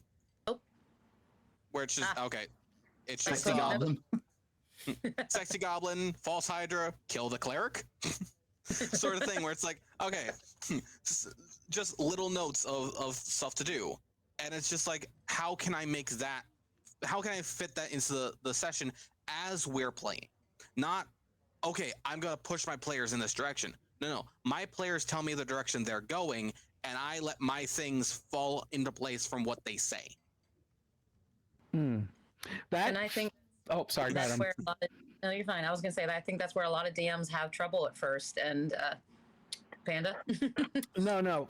So, again, from a player perspective, because I think that there's a lot of there's player and DM. Obviously, the DM knows where this is going, and so for me, when I was as the perpetual player, there was one game, the Mutants and Masterminds game that I had spoke about previously, where I was like, I wanted to buckle down. I was like, okay, I want to take notes so that I can make sure that I remember or can reference back to things that were important. Because around that time, I had suffered a head injury and it was causing me memory problems. So I was like, all right, I'm just going to write this down, and that way I can just go back to it. And then I realized that I just kind of checked out of the game because I spent almost all of my time writing things down. And then by the time I realized it, the game was over, and I was like, well, I barely participated because I felt like I had to write down everything. My DM saw that, and then he started implementing a thing where every week he would sit the players down, and before the game starts, he would go, who would like to offer us a recap of what happened the previous week? And if anybody stepped up to go back over the events of the previous week, and he felt that they did a superlative job, they would start the game with an inspiration dice so that they could get advantage on a roll later on in the game. And it actually turned into this thing where we would like a pre-session just talk, where like, oh, you forgot to add this part, this happened, and then we got this little kind of cohesion going, because I guess, especially since the pandemic hit, one of the few people that got to benefit from the fact that even after the pandemic, we still got to meet at my house every week to run games. So, and that's still a tradition we carry to today. So I get to be in the same room as the team and not doing like over Skype and stuff like a lot of games that I've heard about are doing now. So it's definitely something where it's like, yes, take notes, but don't take so many notes that you drown out the rest of the world, and collaborate with everyone else at the table. And I think that will help both players and DMs to take the load off of everyone as a whole. I think you were the one who first told me about doing that, and that's why I've started that with my group. I have like little gems that I got at the Dollar Tree that I toss at them whenever they do a recap for me, and they can hold on to it and use it as needed. But last time we had a pretty epic battle at the end of an arc, they were just throwing those at me, just like, okay, reroll. Like, all right, See, you earned them. I did a similar thing, but mine was, my parties have always had a problem, and admittedly, it's a bit of a problem with me as a DM. But they had a problem with getting enough gold to buy things. So like, oh, cool, we found like 50 gold, but we're also a party of 6, asshole. So dividing that up evenly, we can't afford a health potion. So I would do the recap, but it would be, hey, okay, whoever does this, we have what's called the Tooth Fairy points. If you did the recap, you woke up the next morning and, oh, you found 25 gold under your pillow. How'd that get there? So it was just an incentive to do it. But I will say, for me, note-taking wise, I completely agree with you, Panda. You can get completely lost in taking the notes. So I advise, honestly, in this modern age, if we were talking 30 years ago, this would be a very different story. But in this modern age, spend the 20, 30 bucks, get yourself a voice recorder, put it on the table, and just record the session for yourself. It's 20, 30 bucks. You may have to get yourself a micro SD, but you're able to go back and you can listen and then jot down the shorthand after the session. That way you can still be present in the moment. Because that is one of the biggest problems, I think, for any game, is breaking that immersion for yourself because, oh, right, I got to write that down. Yeah, absolutely. I will say my favorite time of forgotten information was in the campaign I was a player in, where a friend was running masks from the Powered by Apocalypse system. Like in one of the first few sessions, they described a characteristic of one of the characters.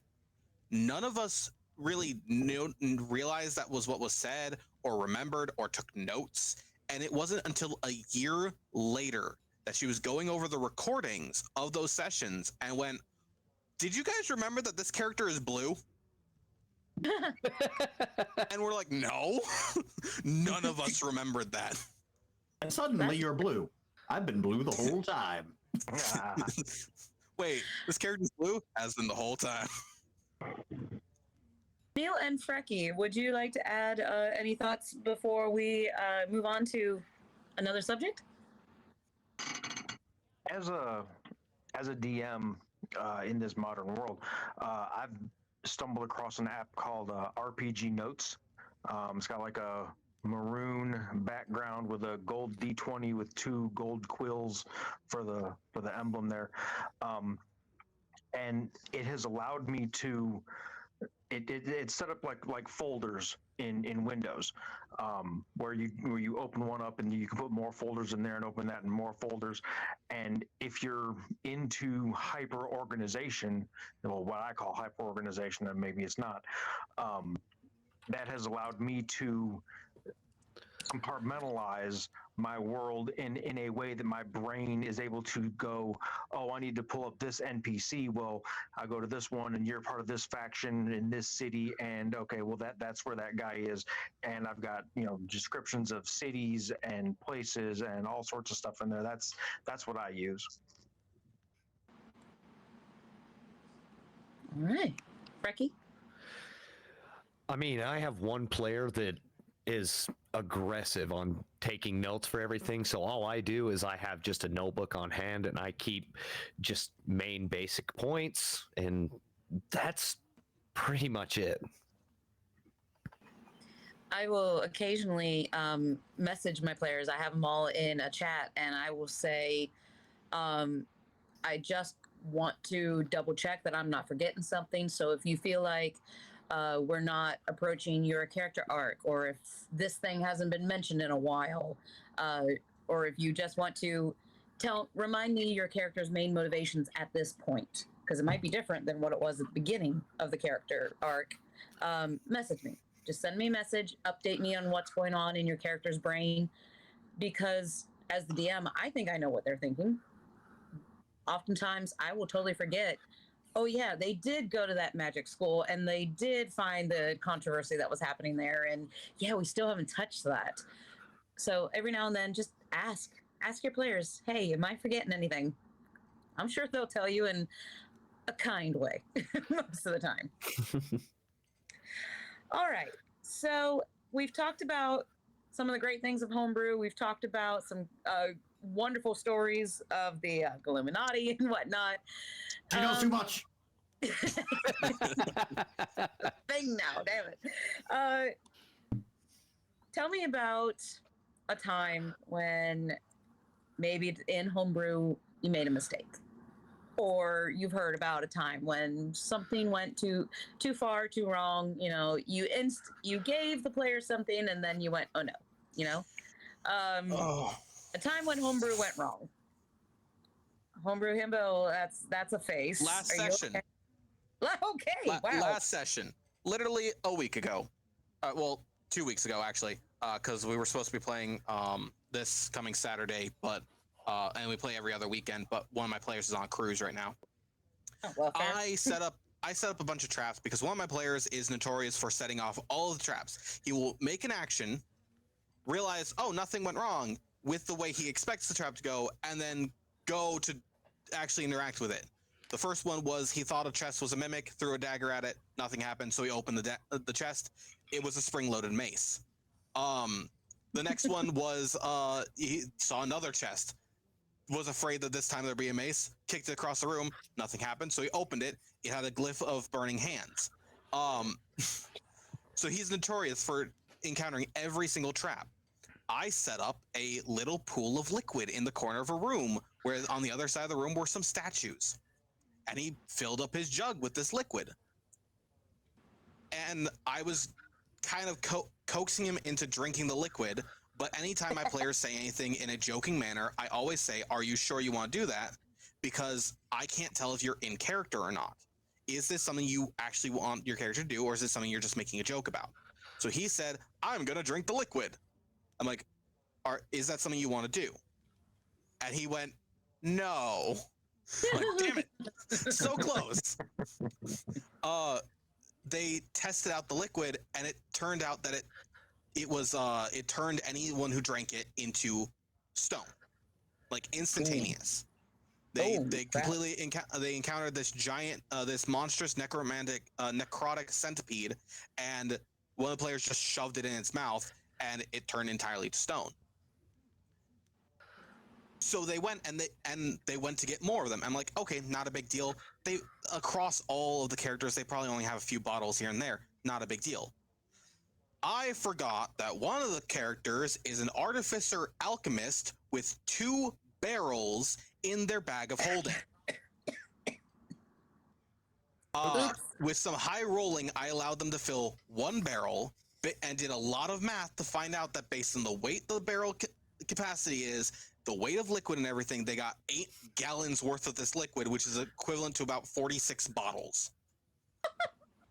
But I basically gave them 46 potions of basilisk oil, as I'm calling it, that immediately turn whoever drinks it into stone. My biggest mistake, not only is it giving them so much of this liquid, it's that we had already homebrewed in the rule from Baldur's Gate 3 that thrown potions can take the effect of the potion. Oh, no. Ah, no.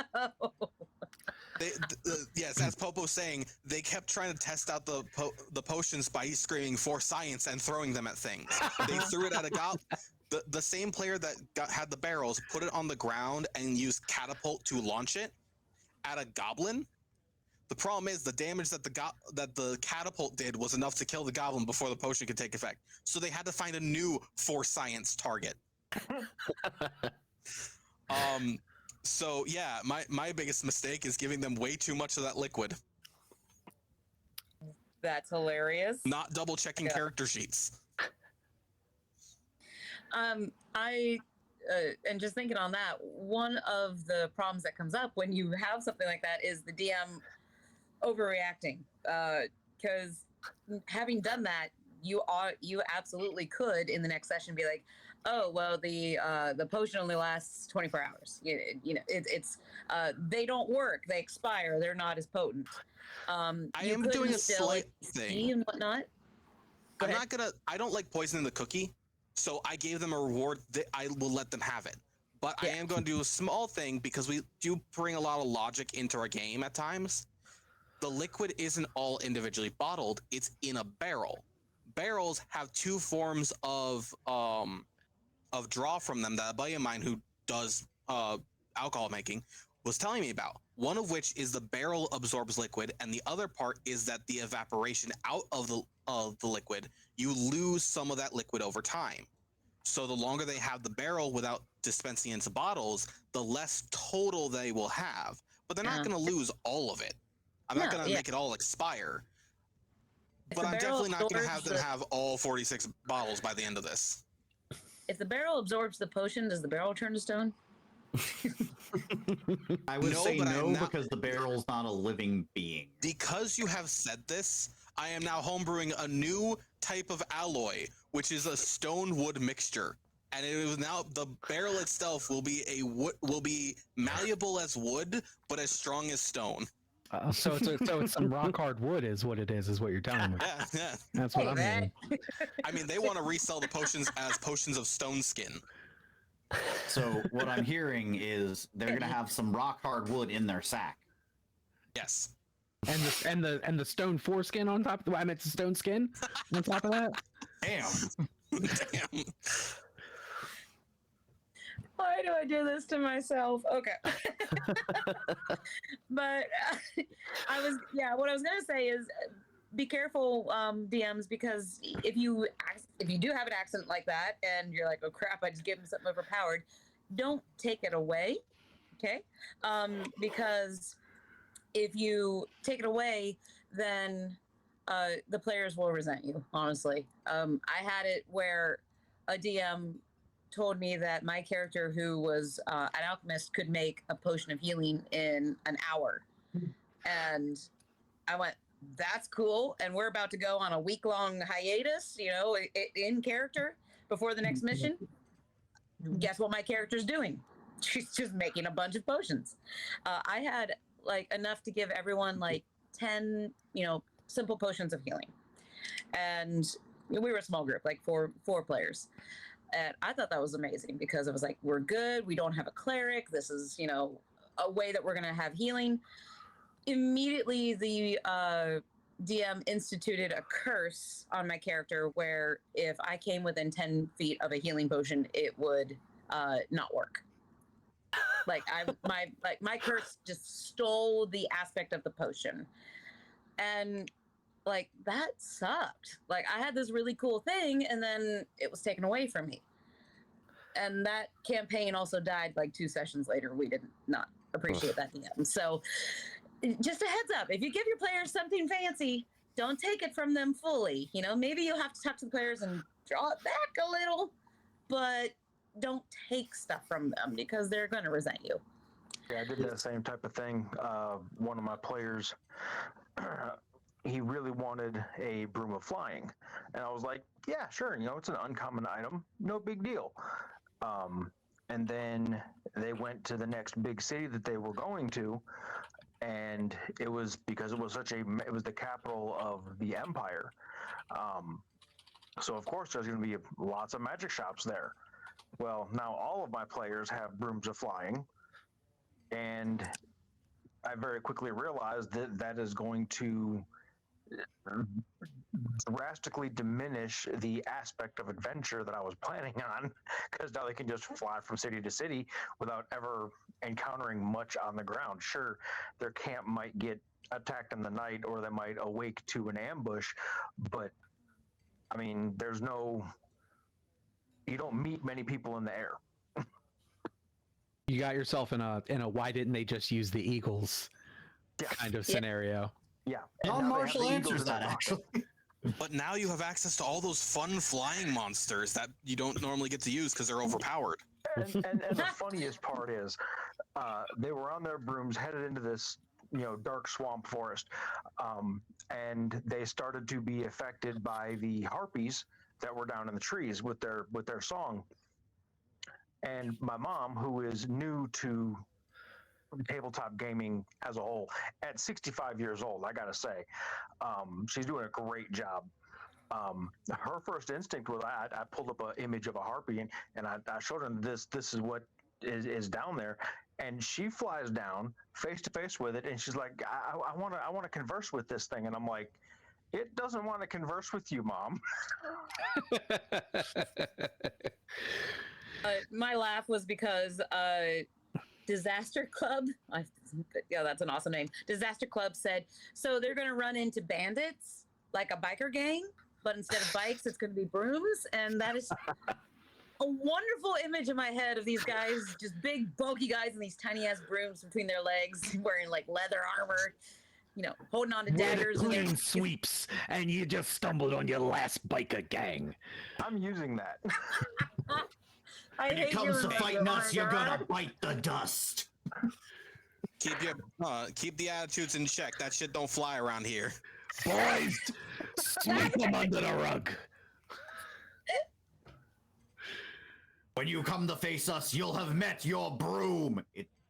I wrote down. Oh, that's fantastic. That's where I draw the last straw. Yes.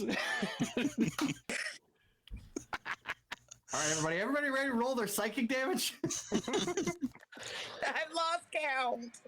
So, what I do want to make sure, I bring up here is exactly what you were saying, Nerdy. When you're a DM and you mess up, mea culpa, you've given them something far too powerful. Don't take it away from them, because the fact of the matter is, we've had a lot of people asking, how do I start as a DM? I'm going to tell you the thing that I tell everyone about being a DM.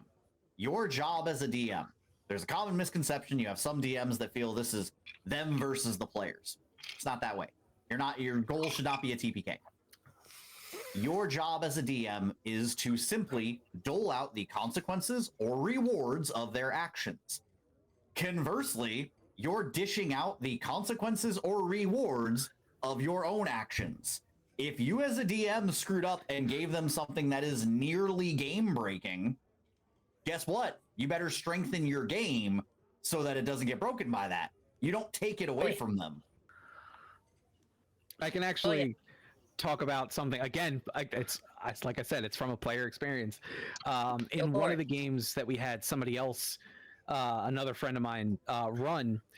My wife was at the time playing a paladin, and we had just defeated like this particular boss that we had been chasing down for a couple of sessions, and my buddy decided that he was going to give us homebrew weapons, like weapons that he just created.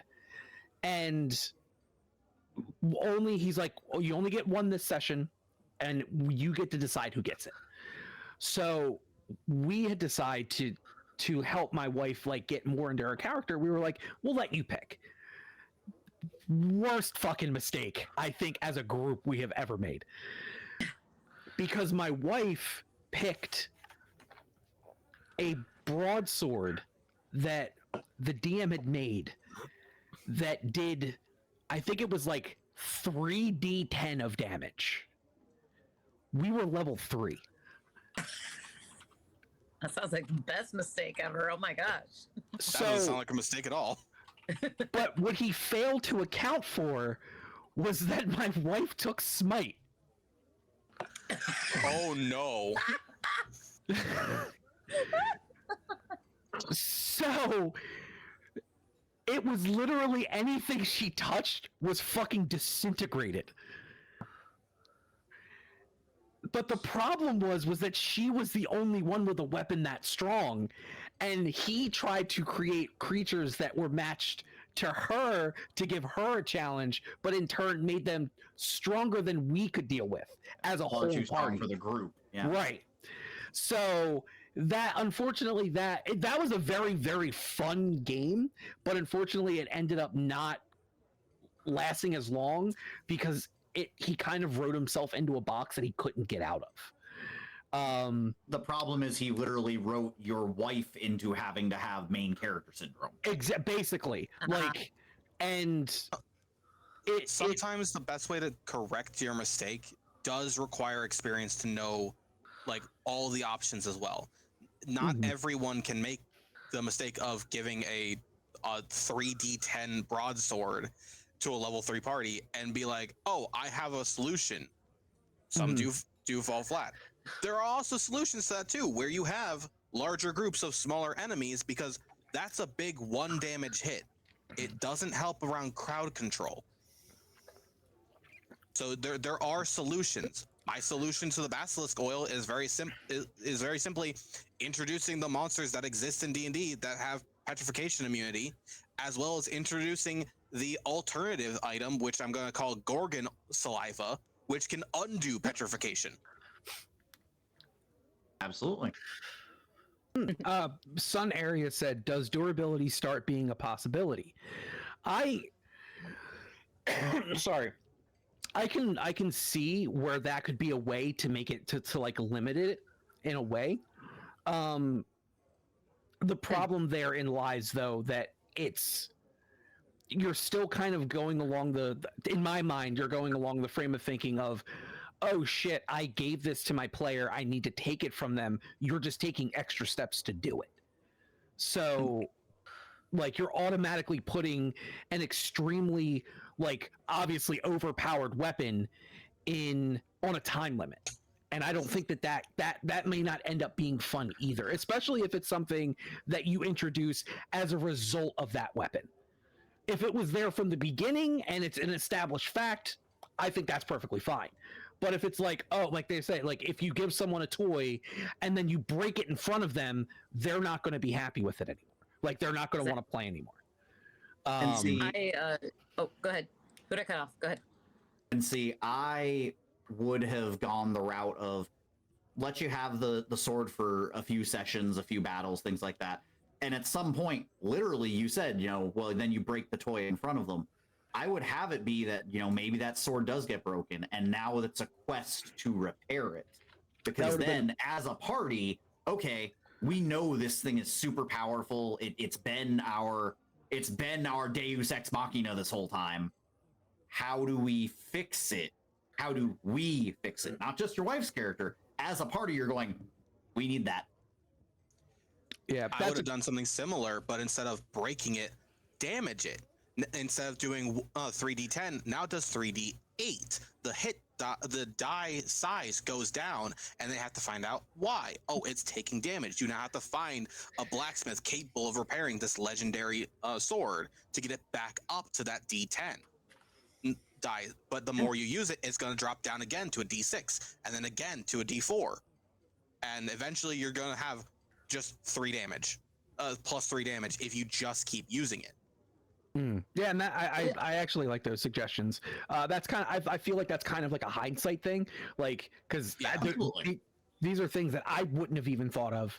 But I think that that's a really, really creative way to not hamstring the player, but to create something that is engaging while at the same time going there. Like I fucked up.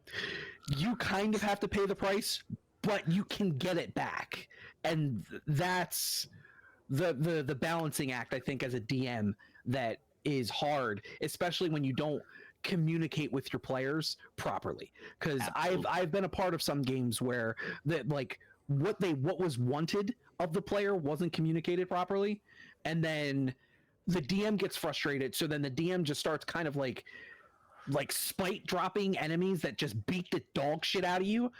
And then you're not having fun because you're like, oh, this isn't even a challenge anymore. I feel like you're punishing me now. And you're making it feel like I traveled into that part of the video game that I clearly am not supposed to be in because I'm underleveled. Absolutely.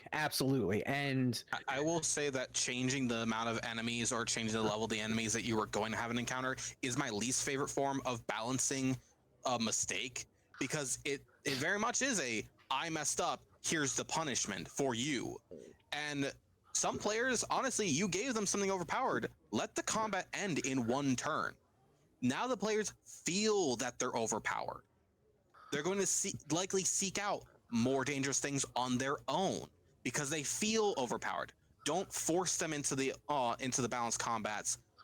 Let them seek them out themselves. Let them seek the challenge. All right, y'all, we are at the 2-hour mark, so we're going to start wrapping up here. If you have any last thoughts for aspiring DMs, you're welcome to share them as we go through, again, who was so kind enough to join me today. Derek, I'm going to start with you. Tell everybody one more time who you are, where we can find you, and if you have any last thoughts. Absolutely. Well, one of my last thoughts is this is the most fun I've had in a really long time, so I would love to be on another episode in the future. I am Derek, aka Kami, with Top of the Lookout Productions. I'm going to be dropping a Discord link in the chat over on Twitch. That is the Top of the Lookout Discord. If you guys would be so kind, please hop on over there and join us. Trying to build a community of nerds, geeks, dweebs, weebs, and everything in between that can support each other in things like finding D&D games to play. So there's that. Other than that, I am live pretty much every day except for Saturdays over on Twitch, usually around 4 p.m. PST. I'm a variety streamer, so I play a little bit of everything and will be incorporating D&D in the future. And beyond that, I'm a voice actor. If you ever need voice talent, feel free to reach out. My rates are rather reasonable. All right. Neil, NCGoodman. There's not a whole lot else to say. I don't really have a spot to plug here. I don't have an online presence. All of my D&D experiences at a table in my living room. That is fair. Again, I brought you on because of your malice when it comes to creating some of your homebrew characters. Yeah, well, 30 years in the game will do that to you. Any last thoughts for the viewers? Don't ever give up on the dream of a good D&D campaign. Players, a lot of times in my experience, will come and go. I took about a 10-year hiatus due to life changes, and then I got back into it because my life changed again. And I never gave up on it. I was always working on the world. In the back of my mind, there was always ideas and brewing and stuff like that going on. But if you really want in, you can't give up on a dream. So keep at it. Absolutely. Tana71 cast a fireball at Derek. Derek, you need to roll a deck save. Panda, tell us about you. Well, like it was I said in the beginning, my name is David. I also go by Pandafornium, or Panda, as most of my friends call me. Again, you can find me at twitch.tv/Pandafornium. I am also a variety streamer. Largely and lately, I have been playing fighting games because I am a big fighting game buff. I have taken a small hiatus because due to my wife's pregnancy, but I do plan to get back to that soon. As for D&D, I would honestly say that always try to do what is fun. And your DM, or as a DM, you just make it fit. And I think that you will always come away from that experience feeling better than when you went in and not feeling like you can contribute much. Just do it, just play. And I guess I'll just leave you guys with my sign off from my Twitch. So as always, it is your bear bro with the long fro, and I'm gonna hibernate to the next video. You guys have an absolutely fantastic Friday, and if you already are, have a better one. Damn, that's a good ending. Damn, I feel bad. I don't have a good ending. I'm kicking myself for not using mine. Well, next time. Who the fuck is shooting lightning bolts at me, and how do I not take damage? Exclamation mark D20. Hang Okay. on. TheFrekiWolf, you with us? You hear us? All right. Yeah, you see me? Yeah, I didn't know if you were talking for a second. Go ahead. No. So I'm the TheFrekiWolf. You can find me here on Twitch under the TheFrekiWolf. You can find me on TikTok under the TheFrekiWolf. I'm also a voice actor, and I stream whatever. That's pretty much all I got. But if you, I can't remember what I was going to say at this point. I apologize. You're fine. It's a Friday night. We're all exhausted. I get it. HomebrewHimbo.